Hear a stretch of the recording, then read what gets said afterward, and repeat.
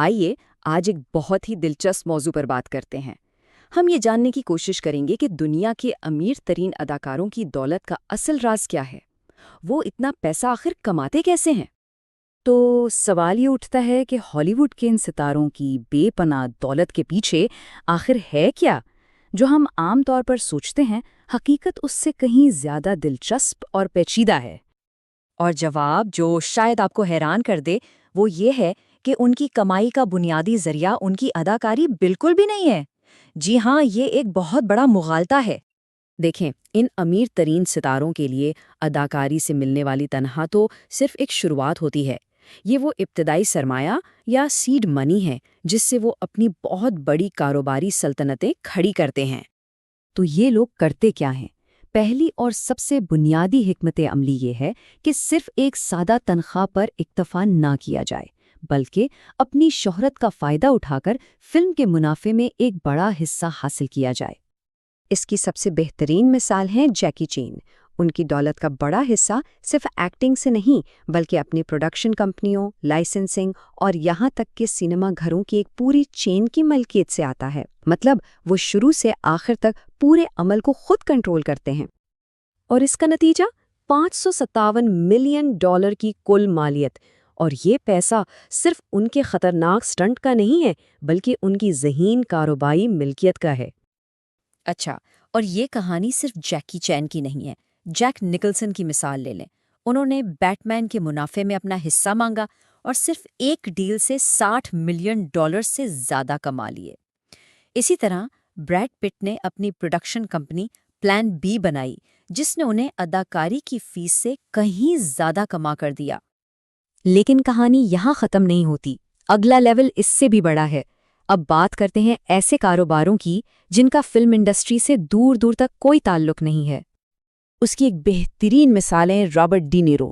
انہوں نے اداکاری کے ساتھ ساتھ عالمی شہرت یافتہ نوبو ہاسپٹیلٹی برانڈ کی بنیاد رکھی۔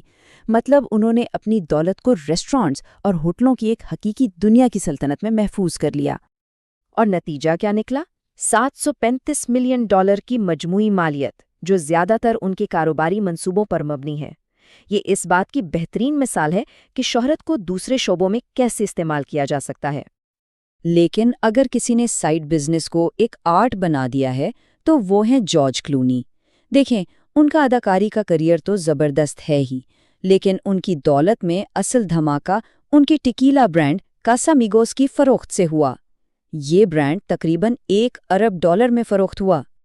تو اب ہم کروڑ پتیوں سے نکل کر ارب پتیوں کے کلب میں داخل ہو رہے ہیں، اور اس لیول پر پہنچنے کے لیے کھیل کے اصول بالکل بدل جاتے ہیں۔ یہاں ملکیت ہی سب کچھ ہے۔ یہاں دیکھیں، یہ گراف واضح طور پر دکھا رہا ہے کہ ایک ٹاپ ملٹی ملینئر اور ایک ارب پتی کی دولت میں کتنا بڑا فرق ہوتا ہے۔ یہ چھلانگ واقعی بہت بڑی ہے نا؟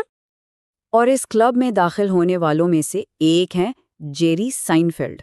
ان کی دولت کا راز کیا ہے؟ بہت ہی ہوشیاری سے کیے گئے معاہدے۔ انہوں نے اپنے شو سائنفیلڈ کے سنڈیکیشن رائٹس کا ایک بڑا حصہ اپنے پاس رکھا، جس کی وجہ سے آج بھی وہ شو انہیں کروڑوں ڈالر کما کر دے رہا ہے۔ تو اصل کھیل کس چیز کا ہے؟ یہ ہے انٹلیکچوئل پراپرٹی کا۔ یہ ایک بہت اہم چیز ہے۔ آسان لفظوں میں اس کا مطلب ہے اپنے آئیڈیاز، اپنے کرداروں، اپنی کہانیوں کا مالک ہونا۔ اور جب آپ مالک ہوتے ہیں تو آپ کی کمائی کبھی نہیں لکتی۔ اور اس آئیڈیا کا سب سے بڑا ماسٹر کون ہے؟ ٹائلر پیری۔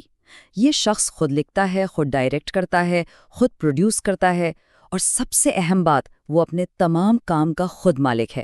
اتنا ہی نہیں، وہ اپنے 330 ایکڑ کے اسٹوڈیو کا بھی مالک ہے۔ مکمل کنٹرول۔ نتیجہ $1.4 ارب کی دولت، اور یہ سب کچھ صرف اس لیے ہے کہ انہوں نے اپنے کام پر، اپنی انٹلیکچوئل پراپرٹی پر مکمل کنٹرول رکھا۔ وہ ایک حقیقی میڈیا موگل ہیں۔ اور آج کے دور میں ستارے جیسے ڈوین جانسن، ڈی راک جانسن اور شاہ رخ خان، یہ لوگ ایک ساتھ کئی حکمت عملیوں پر کام کر رہے ہیں۔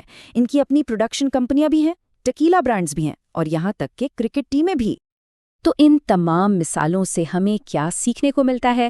ہم ان سب کو ملا کر ایک واضح خاکہ بنا سکتے ہیں، ایک ایسا بلو پرنٹ جس سے یہ بے پناہ دولت کمائی جاتی ہے۔ تو یہ ہے وہ 3 قدموں والا فارمولا۔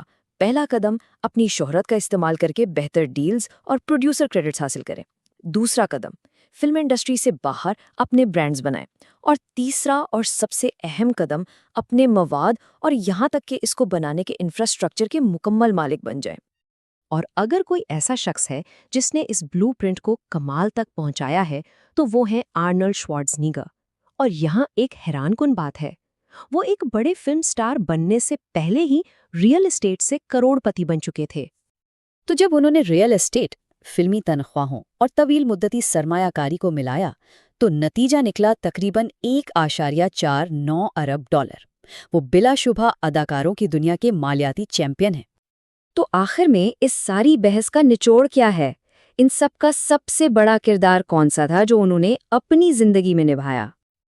وہ ایک CEO کا تھا۔ اصل میں یہ اداکار نہیں بلکہ بہت ہی شاطر اور ذہین بزنس مین تھے، اور یہی ان کی بے پناہ دولت کا سب سے بڑا اور اصلی راز ہے۔